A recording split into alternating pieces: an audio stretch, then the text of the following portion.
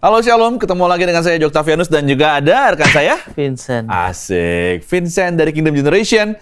Dan seperti biasa ya Sen ya, kita selalu kalau hadir di Kingdom Generation kita mau ngebahas tentang pertanyaan-pertanyaan atau mungkin juga masalah-masalah kehidupan sehari-hari yang mungkin seringkali pengen banget nih tanya di gereja, tapi mungkin kamu nggak punya kesempatan untuk tanya di gereja. Kita mewakilkan. Atau kalau misalkan memang punya pertanyaan yang belum pernah kita bahas sama sekali, ada kolom chat, ada kolom komentar di sana. Silakan tuliskan apa sih jadi pertanyaan kamu. Kamu boleh cerita tentang pertanyaan-pertanyaan yang mungkin menyangkut tema kita hari ini, ataupun juga pertanyaan-pertanyaan yang mungkin selama ini ada dalam kepala tapi belum pernah sempat terkeluarkan. Nah gitu ya. Oke, Sen, apa kabar kamu? Puji Tuhan, luar biasa baik. Masih masa-masa kuliah ya sekarang Iya. ya. Oke, semangat kuliahnya? Semangat. Wah, harus Puji dong Tuhan, ya, semangat. harus. Nah, Sen, kalau kamu, kita ini mau ngebahasnya hari ini tentang bagaimana kita mengelola keuangan. Ya, bagaimana kita mengelola keuangan. Kalau Vincent sendiri, saat ini kamu dapat uang dari mana? Masih dapat dari orang tua kah atau gimana? Boleh cerita nggak? Mulai semenjak dari kuliah udah nggak dikasih jajan, dan aku di situ pastinya putar otak, aku ambil Otaknya diputar ya? Susah Enggak, ya memang ya? enggak juga, Oh, enggak. Harus kita harus operasi dulu putar otak itu gimana ya? maksudnya berpikir Oh, lah berpikir, secara iya, dewasa iya, iya. ya, untuk kayak aku beli barang bekas yang murah terus aku jual lagi dengan untung lumayan. Oh, pernah? Itu- Aku sering begitu. Wah, nanti kita ngobrol ya, ngobrol Boleh. tentang ide-ide usaha Boleh. ya mungkin ya. Boleh. Wow. Terus kamu sendiri kalau misalnya ngolah keuangan itu biasanya nih, setelah kamu dapet uangnya biasanya dipakai buat apa aja sih? Ya, karena aku anak muda. Cie, kamu dasar anak Pasti. muda. Pasti banyak mau ini, mau itu. Untuk kebutuhan sehari-hari lah sebenarnya Iya, benar. kebutuhan ya. Tapi kadang juga ada yang buat hobi sih, Kak Jo. Ah, Buat kayak beli mainan, kayak beli apa gitu. Sekarang kan juga aku lagi main bulu tangkis sama temen kan, beli raket lah. Nah, itu uangnya kadang habis. untuk keperluan itu semua ya, untuk Iya, keperluan beli benar. raket, Iya, terus juga untuk kayak kaos mungkin bajunya. Baju aku jarang, paling kayak mainan gitu. Oke. Iya. Nah, kita nih ngomongin keuangan. Apa yang kira-kira kamu pengen tanyain tentang pengelolaan keuangan nih? Iya itu Om Jo. Kayak aku kan kadang dapat untung. Ah, Nah, itu untungnya kadang aku habisin buat kayak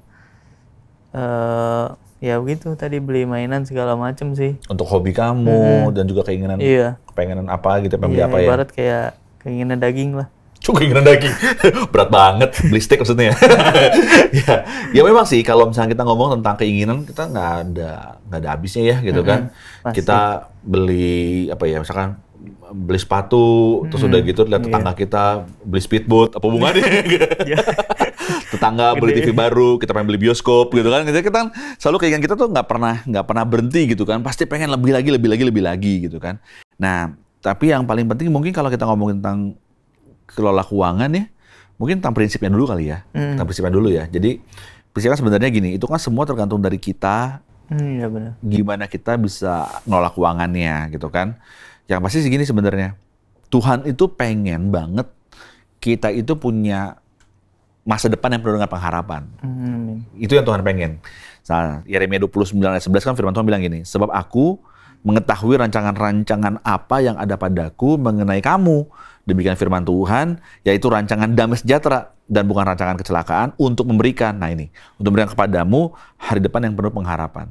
Jadi, kalau firman ini nggak cuma bicara tentang penyertaan Tuhan aja, tapi dia juga bicara soal gini, ketika kita dikasih kesempatan untuk dapat keuntungan dari usaha atau uang jajan, ya kan ada juga kan mungkin yang mungkin nonton Kingdom Generation ini kan, mungkin saya belum kerja Kak, aku justru dapatnya dari orang tua, masih ngandelin dari orang tua dapat uang jajan gitu kan. Nah, yang Tuhan pengen dalam kehidupan kita yang kita mesti ngerti adalah gini, ketika kita dapat duit, ketika kita dapat uang dari usaha kita kah atau dari orang tua, yang Tuhan inginkan adalah kita punya masa depan yang penuh dengan pengharapan. Oke. Jadi uang yang kita dapetin, mau itu dari keuntungan, dari usaha, ataupun uang jajan yang dari orang tua, walaupun sumbernya mungkin berbeda, tapi sebenarnya satu sumbernya, yaitu Tuhan. Oke. Dan kalau kita tahu bahwa sumber itu dari Tuhan, tahu prinsipnya, bahwa Tuhan tuh pengennya kita punya masa depan masa depannya penuh dengan pengharapan. Kita nggak bisa cuma gini, tenang aja, kan semua tuh kan Tuhan akan cukupi. Bener. Tapi kalau bisa kita ngelolanya nggak bijak juga artinya kita yang salah. Karena kita bukan menjadi pengelola yang bijak gitu sih sebetulnya gitu. Nah kalau Vina sendiri kan sebenarnya kalau dari pengalaman kamu sendiri, emang pernah nggak kamu ngabisin uang atau misalnya kamu beli sesuatu terus akhirnya kamu nyesel gitu loh beli itu gitu? Pernah punya pengalaman itu nggak? Bisa cerita nggak? Pasti sih, pernah juga. Kayak waktu itu lagi demen-demennya beli Gundam. Itu nggak boleh, kita nggak boleh Gundam sama orang. Itu dendam. Oh dendam, itu nggak beda ya. Gundam ya. Makanya kalau kamu lagi punya masalah cerita. Jadi kan kamu Gundam Gulana kan jadinya kan. Maksa banget, ya. Gundam tuh ini ya, apa namanya? Ya apa sih kayak semacam yang kayak di anime gitu, kayak anime, robot. Benar. Itu dirakit dan emang lagi demen-demennya. Dulu aku waktu itu sempat beli banyak dan duit aku habis. Dan di situ bener aku, waduh, ini ternyata pas udah jadi nggak ada apa-apanya nih, aku bilang cuma begini doang ternyata ya bentukannya. Dan ya udah akhirnya aku jual-jualin. Dijual lagi? Jual lagi. Oh gitu? Jual rugi tapi. Oh jual, ya. Iya makanya. Iya. Itulah penyesalan selalu datang di akhir. Iya, penyesalan selalu datang di akhir. Kalau datang di awal tuh pendaftaran namanya ya, bukan penyesalan. Apalagi yang kamu mau nanya di soal tentang pengelolaan keuangan nih? Itu dia, kenapa ngelola uang itu penting? Kenapa ngelola keuangan itu penting? Ya, tadi selain karena Tuhan punya keinginan bahwa kita punya masa depan yang penuh dengan harapan, itu keinginan Tuhan kita gitu ya. Yang pasti gini, kita tuh bukan cuma bicara tentang masa depan aja. Ya, bukan cuma tentang keinginan Tuhan agar kita punya masa depan penuh pengharapan, bukan juga tentang kita gini, kita pengen punya masa depan yang terjamin, enggak cuma sekedar itu, tapi juga bicara tentang hati. Jadi kenapa, katanya pertanyaan gini kan, kenapa ngelola keuangan itu penting kan? Karena Matius 6 ayat 21, firman Tuhan bilang gini, karena di mana hatimu berada, di situ juga hatimu berada. Jadi gimana kita ngelola keuangan itu juga bicara soal, kita bisa tahu gitu, hati kita tuh sebenarnya melekat sama apa? Melekat sama Tuhan atau melekat sama benda? Melekat sama harta? Melekat sama uang kita? Fokus sama Tuhan lah ya, gitu ya. Tapi gimana kalau penerimaannya? Misalnya kayak kita dapat, nah itu pendapatan dari siapa gitunya maksudnya? Itu gimana tuh? Ya kalau pendapatnya sebenarnya nggak masalah pendapatan itu dari usaha kita kah atau kita masih ngandalin orang tua. Sedangkan kan kita gini kan, kita punya alasan gini, kak aku susah kak untuk ngelola keuangan karena aku kan masih dapat dari uang jajan dari orang tua nih, dan uangnya dari orang tua kadang-kadang cekak banget gitu loh. Kadang-kadang dikit aja nggak pernah cukup gitu loh. Mau minta juga sungkan gitu kan. Apalagi kalau misalnya teman-teman nih yang nonton acara ini anak rantau. Ya anak rantau gitu kan, anak-anak yang misalkan dia adalah orang Nias, orang Sumatera yang datang ke Jakarta atau misalkan sebaliknya yang bukan kota asalnya gitu kan. Itu kalau ngeliat ATM pas akhir bulan tuh kayak lagi lebaran ya, saling minta maaf ya. Mohon maaf, saldo Anda tidak cukup gitu ya, maaf-maafan gitu kan. Iya, jadi susah gitu kalau kayak gitu kan. Kapan kita ngambil duitnya ya gimana? Orang minta maaf dia kan. Ya kalau dia udah minta maaf kita apa lagi kita bisa lakukan? Kita maafkan mesin ATM itu kan. Nah, jadi ya kalau misalnya udah kayak gitu, bukan bicara soal pendapatannya berapa dan dari mana pendapatannya, tapi bicara soal gini, gimana mulai dari sejak kita belum punya penghasilan dari usaha, berawal dari dapat uang dari orang tua, dari uang jajan, kita udah mulai belajar untuk bijak mengelola keuangan itu. Misalkan nih, dulu aku dikasih orang tua itu nggak pernah cukup nih. 10.000, waduh 10.000 hanya untuk 1 minggu misalnya gitu, wah mana cukup gitu kan, kayak gitu kan. Tapi itu kan bukan bicara masalah cukup nggak cukup kan kita nggak bisa gini maksa orang tua untuk bisa pokoknya harus cukup gitu kan, nggak bisa kan. Kita mesti ya udah deh pinjam deh setelah tadi deh muter otak.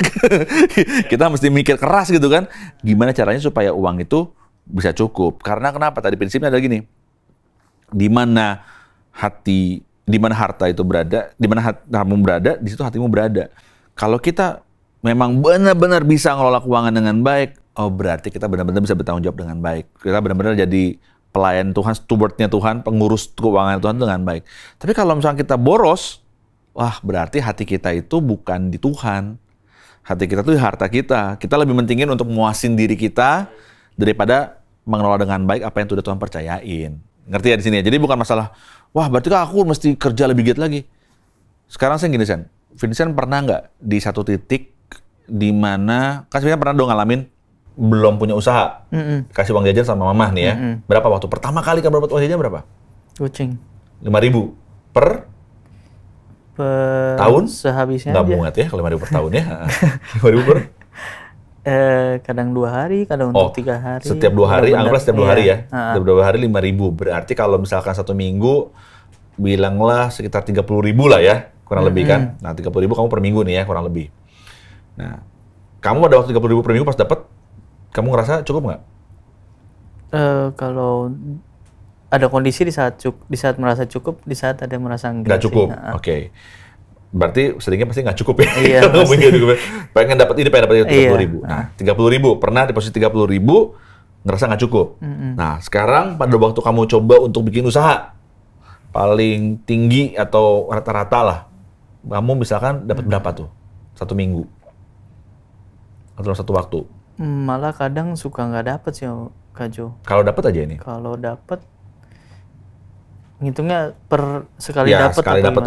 Sekali dapat, kadang puji Tuhan ada yang sampai 1 juta waktu itu pernah. Nah, 1 juta ya, oke. Tadi pertama 30.000, yang kedua 1 juta nih ya. Pernah nggak waktu kamu dapat 1 juta nih, untung 1 juta, atau penghasilan 1 juta dari usaha kamu, kamu pernah dong ngerasa nggak cukup juga? Iya. Ini 30.000 nih. Pada waktu kamu bikin 30.000, kamu pasti mikir, andaikan aku dapat 1 juta, pasti lebih cukup dan bisa nutupin kebutuhan kamu. Tapi ternyata pas dapat 1 juta, pernah ngerasa nggak cukup juga kan? Pernah. Berasa Pengen nggak cukup? lebih lagi. Iya, pengen lebih lagi kan? Iya. Nah, kalau misalnya kita masih punya pikiran gitu, kita nggak akan pernah bisa ngerasa cukup. Mau dapat uang 100 juta pun, kalau kamu punya pikiran bahwa kamu punya keinginan terus yang kamu nggak bisa kelola, akhirnya kamu nggak akan pernah cukup. Ya kan? Nah, itulah kenapa tadi Tuhan bilang ini, yang Tuhan pengenin itu sebenarnya adalah, pertama, Tuhan pengen kamu punya harapan yang masa depan yang penuh dengan harapan. Tapi masa depan harapan itu mulai dari hal yang kecil. Gimana kita ngelola keuangan. Kenapa kok ngelola keuangan itu jadi penting sih? Kenapa sih harus dibahas banget sih gitu kan? Karena itu tadi, di mana hartamu berada, di situ hati kamu berada. Kalau kamu benar-benar bisa ngelola keuangan kamu dengan baik, artinya kamu benar-benar jadi orang yang bisa dipercaya sama Tuhan untuk, bukan masalah cuma diberkati dalam keuangan, tapi juga gini, saya bertanggung jawab sama apa yang sudah Tuhan percayain buat kita. Gitu sih. Jadi gimana cara yang benar-benar tuh pas ngelola uang yang kita pegang gitu, Kak Jo? Gimana caranya untuk kita bisa ngelola keuangan dengan baik ya, berarti ya gitu ya. Sebetulnya kembali lagi sih, prinsipnya adalah gini. Cara ngelola keuangan yang baik itu, pertama adalah kita bisa ngendaliin apa yang menjadi keinginan kita. Pentingkanlah dulu kebutuhan kita. Ya, kita harus pilih dulu prioritasnya. Itu yang pasti, dan kita juga tahu lah teori itu ya. Itu kan teori yang selalu kita tahu ya. Kendalikan kebutuhan daripada keinginan. Itu udah pasti begitu. Nah, tapi sebenarnya ada prinsip-prinsip yang lainnya itu gini. Tuhan juga memerintahkan kita bukan cuma sekedar gimana mengelola dengan cara kita beli atau menahan gitu kan. Kita juga harus belajar untuk bisa menghormati Tuhan. Jadi yang pertama adalah menghormati Tuhan sebagai penandasan, wah ketika saya dipercaya sama Tuhan dapat berkat ini, saya harus mengelola dengan baik karena Tuhan telah mempercayakan. Itu menghormati Tuhan. Tapi yang kedua, yang berikutnya adalah gini, Tuhan juga memerintahkan kita untuk bisa menyimpan uang kita. Gitu loh. Jadi nggak harus selalu spend terus gitu kan. Nah, akan jadi hari-hari yang buruk kalau misalkan gini, kita pikir bahwa kita bisa menyimpannya dengan baik atau bisa mengelola dengan baik, tapi karena kita nggak punya tabungan, kita nggak punya tabungan yang baik, akhirnya kita justru jadi kacau masa depan. Kita nggak bisa mikir loh, depan tuh ada inflasi, depan tuh pemerintah mungkin punya kebijakan apa, atau misalnya dunia ini bakal kayak gimana. Siapa yang nyangka sih 10 tahun yang lalu Rusia sama Ukraina misalnya contohnya, bakal perang kan nggak ada yang tahu kan. Dan kita nggak tahu lagi masa depan mungkin ada sesuatu yang terjadi kan. Nah, itulah kenapa jadi penting. Makanya kita perlu tahu prinsip dari Amsal bilang gini, Amsal 21 ayat 20, harta yang indah dan minyak ada di kediaman orang bijak, tetapi orang yang bebal memboroskannya. Jadi boros juga itu yang Tuhan nggak mau sih dalam kehidupan kita gitu kan. Nah, prinsip yang berikutnya adalah gini, sama seperti orang yang bisa dipercaya untuk mengelola talenta itu. Jadi mengelola talenta itu kan nggak cuma sekedar bahwa itu adalah bicara tentang bakat, itu bicara tentang potensi, tapi itu juga bicara tentang apa yang Tuhan percayain. Nah, Sen, coba kamu cerita deh, Sen. Gimana sih awal muasalnya kamu punya usaha dengan jual beli tadi yang kamu ceritain? Asalnya gimana sih awalnya? Nggak tahu sih, kayak ada kepikiran aja gitu sih Kak Jo. Mungkin emang Tuhan yang suruh kali ya, apa gimana ya? Benda pertama yang kamu beli lalu kamu jual apa tuh? Masih inget nggak? Atau yang paling berkesan deh kalau kamu ingat pertama, yang paling berkesan apa yang kamu ingat? Ya itu jual beli PS, di mana satu saat tahu toko sama temen aku, tokonya itu kebetulan nawarin PS4, PS4 Slim kalau nggak salah, dan harganya dibuka 2 juta. Nah di situ aku sempat berpikir dulu, kan aku pulang dulu, kok besok coba saya balik lagi ya kok ya. Aku tanya mama segala macem dan aku berdoa, Tuhan kalau emang ini dari Tuhan, tolong kasih saya itu untung buat jajan gitu kan, biar nggak minta sama mama lagi. Dan akhirnya puji Tuhan dites dan nggak ada, kan biasanya kalau PS itu kan ada PS4 akun gitu kan ya. Dan di situ puji Tuhan akunnya nggak kelok dan aku bisa jual dengan harga yang lumayan. Lebih untung pastinya kan? Banget. Apa sih yang ngegerakin pertama kali sampai akhirnya kamu punya pikiran, aku pengen beli tapi untuk kamu jual lagi? Kenapa kamu nggak berpikir untuk beli lalu untuk kamu nikmatin? Kamu nggak punya PS4 kan sebelumnya kan? Tapi kenapa kamu punya kepikiran gitu loh untuk mau jual lagi? Kenapa sih awalnya? Karena ya itu aku nggak ada pegangan uang.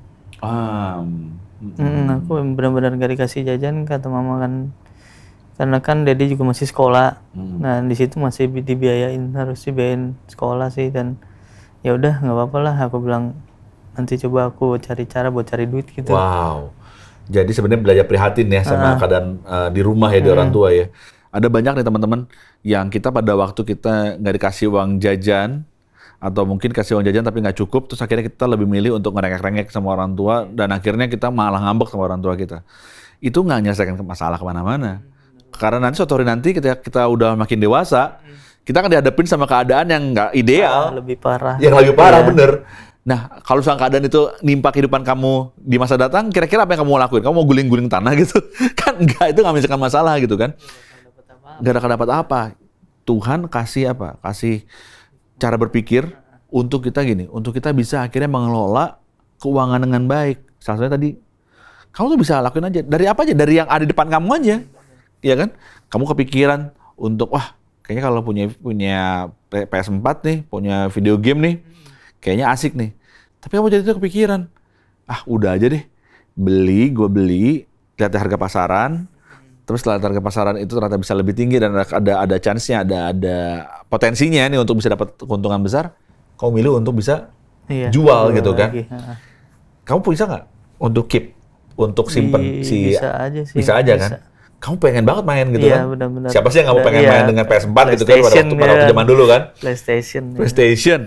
Tapi kamu milih untuk lepasin. Kamu akhirnya berusaha untuk jadi sama seperti orang yang dikasih talenta, dia memilih untuk melipat gandakan talenta itu supaya kamu bisa dipercaya dengan lebih baik.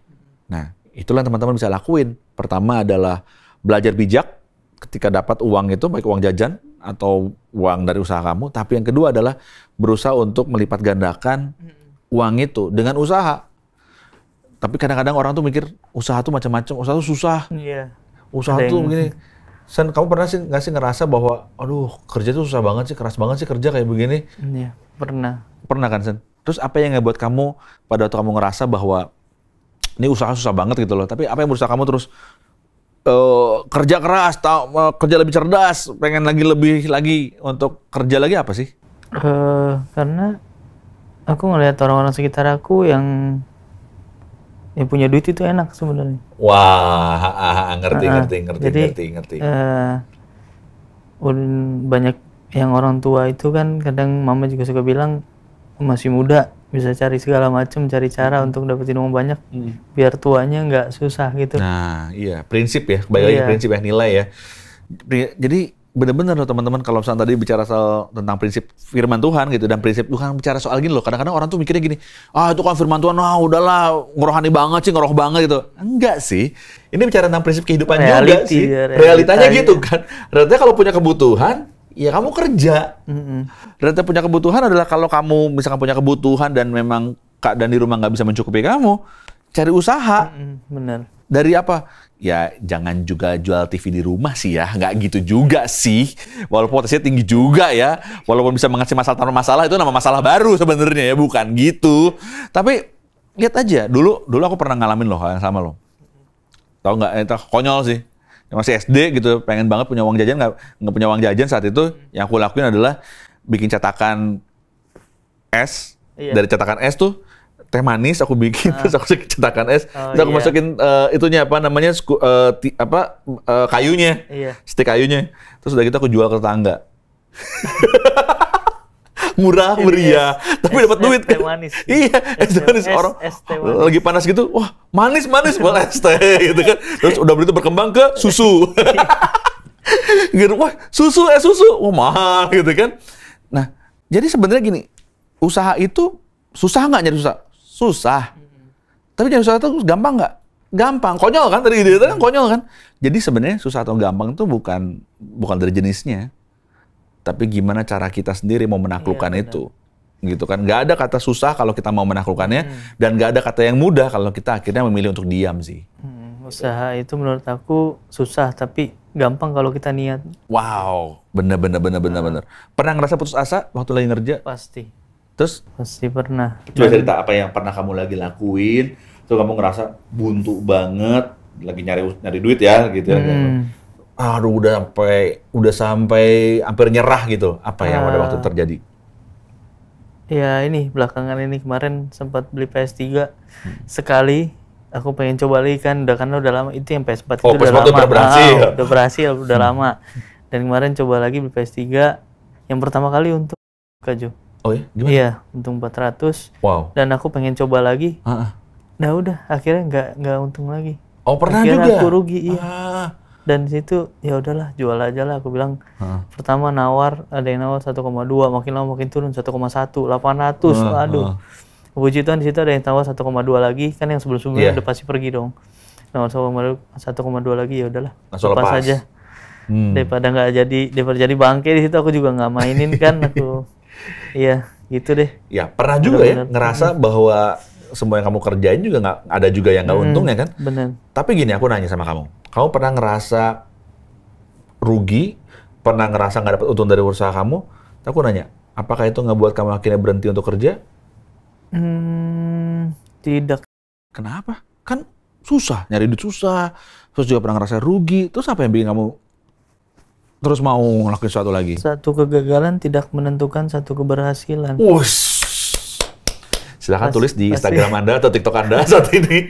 Ya benar, suatu kegagalan tidak menentukan besar kecilnya sebuah keberhasilan. Bener. Memang benar.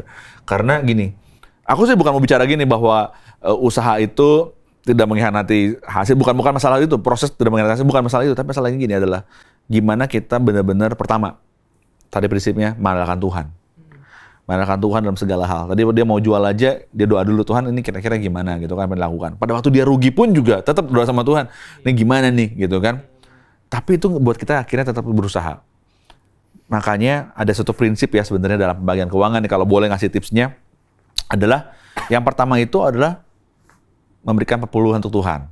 Ya. Nah, perpuluhan untuk Tuhan ini bukan bicara soal gini, berapa persennya, itu 10% itu dihitung dari untung, rugi, atau berapa tan sebenarnya. Bukan masalah itu, bukan itu. Tapi intinya gini, kita tuh mengembalikan dalam bentuk persembahan itu sebagai tanda ucapan syukur. Dan prinsipnya ucapan syukur aja. Iya, benar. Dan berdisiplin. Ya, berdisiplin sama apa yang udah jadi tanggung jawab kita. Mengembalikan apa yang udah Tuhan percayain sebagai tanda ucapan syukur. Dan pertama itu adalah menyisihkan pertama kali adalah untuk Tuhan tuh adalah untuk itu gitu loh. Jadinya apa? Kita disiplin. Tuhan tuh yang ngajarin disiplin. Bukan berarti Tuhan butuh duit kita. Enggak, no. Terus juga jangan mikirin, enak banget tuh jadi gereja nanti bisa gini. Kita tanggung jawab sama Tuhan. Bukan sama lembaganya. Sama Tuhan. Tanggung jawab sama Tuhan bukan gini. Bukan juga punya pikiran gini. Bahwa kalau saya ngasih sekian, saya akan dapat 30, 60, 100 kali gandanya. Wah, jangan. Karena Tuhan itu bukan money changer. Gitu loh. Jadi, dan juga Tuhan bukan agen asuransi. Jadi nggak perlu diklaim juga. Gitu ya. Jadi yang paling penting adalah gini. Kita punya prinsip disiplin bahwa ketika saya dapat, saya mau sisihkan untuk mengembalikan dalam bentuk persembahan, baik itu perpuluhan atau persembahan syukur saya. Sebagai ucapan syukur saya sama Tuhan. Nah, baru yang lainnya kita bicara soal menyimpan. Hal yang kedua itu ada saving, menyimpan. Disaranin sama ahli keuangan itu adalah sekitar kurang lebih 10% untuk kita simpan gitu. Nah terus hidup misalkan kita bisa dapat dari sisanya 80%-nya. Tapi 80% itu kan sebenarnya nggak semuanya juga bisa dibelanjain gitu kan. Tabung. Iya betul. Kalau prinsipnya Yusuf waktu dipercaya sebagai Perdana Menteri, dia kan nyisikan 20% dari hasil panennya. Gitu kan, itu prinsip yang Yusuf punya. Itu juga kita bisa terapin.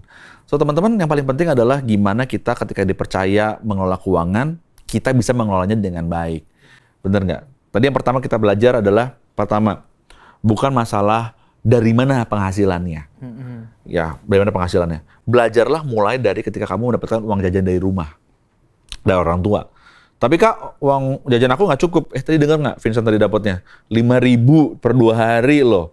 Kadang-kadang 3 hari dapat 5.000. Jadi bukan masalah besar kecilnya. Buktinya Vincent masih hidup.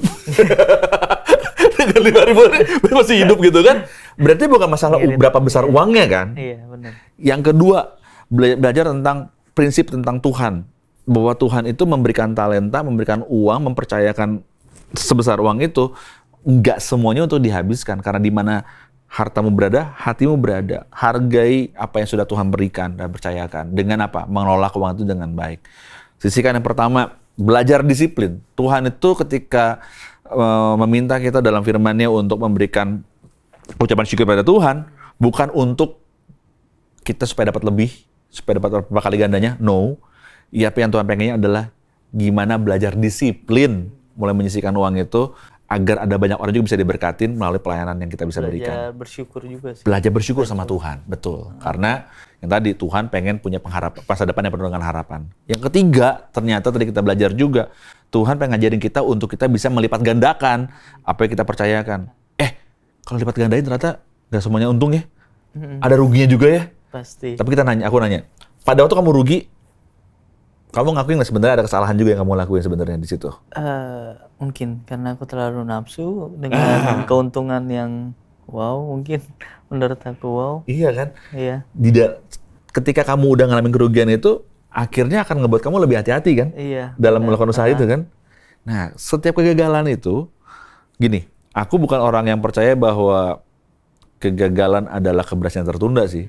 Tapi sebenarnya kegagalan yang dievaluasi adalah keberhasilan yang tertunda. Karena kalau kegagalan itu akhirnya kita nggak belajar kegagalan itu, kita bisa gagal lagi gitu kan. Justru harus dievaluasi gimana caranya supaya kita nggak gagal lagi. Tapi kegagalan itu nggak pernah ngebuat kita berhenti untuk berusaha. Gitu ya. Itulah adalah orang yang pintar. Karena gini, firman Tuhan bilang bahwa setiap dari kita mesti belajar dari semut. Ngapain? Cari gula. Bukan. Bukan. Caranya adalah belajar dari semut tuh selalu rajin untuk cari makanan dan dia nggak pernah nggak kamu lihat semut lagi cari makanan sendirian terus udah gitu dia makan sendiri, pernah nggak pernah, dia selalu bawa temennya kan. Iya, dia selalu bawa arisan keluarganya. Selalu bawa teman-temannya, keluarganya, opanya, omanya, kakeknya, neneknya. Jadi kalau disemprot obat nyamuk ya semuanya meninggal sama keluarga itu. Ya artinya gini, kita belajar dari semut itu nggak cuma sekedar rajinnya, tapi juga belajar untuk apa? Berbagi. Berbagi itu nggak bikin kita jadi makin rugi kok. Seriusan. Kamu pernah nggak punya pengalaman merasa senang pada waktu kamu bisa ngasih sesuatu sama orang yang lagi berkebutuhan? Pernah sih. Apa yang kamu rasain sih pada waktu kamu udah ngasih itu? Senang aja gitu. Ada satu ayat di kami miskin tapi kami memperkaya banyak orang. Wow, kami miskin itu tapi kami memperkaya banyak orang. Aku demen banget itu di situ. Kenapa? Kan kamu kalau ngasih orang tuh kan, mau itu orang lagi minta-minta kah, orang itu lagi butuhin kah gitu kan. Kalau kamu ngasih kan itu ngurangin dari penghasilan kamu juga berjuang gitu loh. Ngasih itu kan bikin kamu rugi dong. Karena kamu masih mau ngasih. Kalau secara manusiawi mungkin rugi ya, tapi kalau secara itu kita ngasih berkat, kita ngasih kesenangan buat dia gitu loh. Dan It's okay gitu, kita juga nggak, maksudnya kita punya segini gitu. Dan kita pun juga, kita masih ada pegangan lah istilahnya. Iya, karena sebetulnya ya teman-teman ya, pada waktu kita memberi, kita tuh nggak pernah merasa kurang sebenarnya. Karena ketika Tuhan mempercayakan berkat itu, sebesar apapun atau dianggap sekecil apapun kita, sebenarnya masalahnya bukan nilainya. Tapi gimana pusatnya bukan saya. Pusatnya adalah kita bisa berkatin orang lain. Jadi pertama prinsipnya adalah di mana hatimu berada, di mana hartamu berada, di situ hatimu berada. Fokusnya adalah Tuhan. Tuhan pengen kamu punya masa depan yang harapan. Bagaimana kamu bisa melipat gandakan talenta kehidupan kamu, talenta uang kamu, usaha kamu, belajar dari semua kegagalan. Dan yang terakhir adalah ini. Ya, kamu harus belajar juga untuk bisa memberkati orang lain. Wow, banyak banget prinsipnya. Enggak, sebenarnya nggak banyak. Dan sebenarnya 5 hal ini sebenarnya cuma satu kok. Gimana kita bisa ikut apa yang Tuhan mau. Nah, sebagai Kingdom Generation, mungkin kamu punya hal-hal yang saat ini jadi jadi pemikiran kamu. Kak, sekarang ini aku tuh udah coba banyak hal dan aku rugi banget, Kak. Kak, aku udah berusaha, Kak, tapi aku nggak bisa. Di sini kita nggak belajar tentang 5 langkah untuk diberkati. No, bukan itu. Karena langkah untuk diberkati cuma satu kok. Setia aja sama apa yang sudah Tuhan percayakan. Pertanyaannya sekarang gini, mau nggak menjadi hamba yang setia ketika Tuhan percayakan keuangan dalam kehidupan kamu? Kalau kamu punya hal yang kamu tanyain atau itu jadi pergumulan kamu, kita pengen banget dan seneng banget tuh bisa doain kamu. Ada kolom chat dan juga kolom komen yang ada di YouTube ini, dan kamu boleh tuliskan apa yang menjadi beban hidup kamu ataupun juga pertanyaan hidup kamu. Dan kita pengen banget untuk doain buat mereka ya saat ini ya. Yuk kita berdoa ya. Bapak, saat ini kami berdoa Tuhan. Pertama, kami mau bersyukur untuk berapapun dan apapun yang sudah Tuhan percayakan dalam kehidupan kami. Bersyukur untuk setiap uang, baik itu kami masih dapat dari orang tua, ataupun dari usaha yang sudah Tuhan berkati sehingga kami bisa mendapatkannya. Yang kedua, Tuhan, kami bersyukur Tuhan, kalau kami dipercaya Tuhan untuk boleh mendapatkan berkat ini sehingga kami bisa mengembalikan berkat ini kepada Engkau sebagai tanda ucapan syukur kami kepada Engkau ya Tuhan. Dan yang ketiga, Tuhan Yesus, kami bersyukur Tuhan, kami juga dipercaya untuk boleh melipat gandakan apa yang sudah Tuhan percayakan ini ya Tuhan Yesus. Dan kami tahu di mana harta kami, disitulah hati kami berada. Tapi kami juga bersyukur Tuhan, kalau kami masih boleh diberi kepercayaan mendapatkan uang ini untuk kami juga boleh berkati orang lain. Terima kasih ya Tuhan Yesus untuk setiap peristiwa dalam kehidupan kami, kerugian, keuntungan, keberhasilan, kegagalan, ataupun apapun yang Tuhan percayakan dalam hidup kami, karena kami tahu satu hal yang Tuhan inginkan adalah kami punya masa depan yang penuh dengan pengharapan. Terima kasih untuk Vincent, terima kasih untuk setiap nonton acara ini, pemirsa menonton acara ini, Tuhan Yesus, setiap jemaat Tuhan yang melihat acara ini, agar mereka juga dapat dirasakan sukacita dan berkat Tuhan yang luar biasa. Di dalam nama Yesus kami berdoa. Amin. Oke, thank you banget Sen buat sharingnya hari ini. Asik. Kirain mau maaf-maafan kayak ATM tadi, enggak ya. Thank you banget buat teman-teman semua. Kamu semua yang udah nyaksikan acara ini di Kingdom Generation. Sekali lagi, kita ngundang kamu semua untuk tulis, komen, ataupun juga di live chat tentang pertanyaan ataupun pergumulan yang ingin kamu share kepada kita. Sampai ketemu lagi di Kingdom Generation. Tuhan berkati. Bye-bye.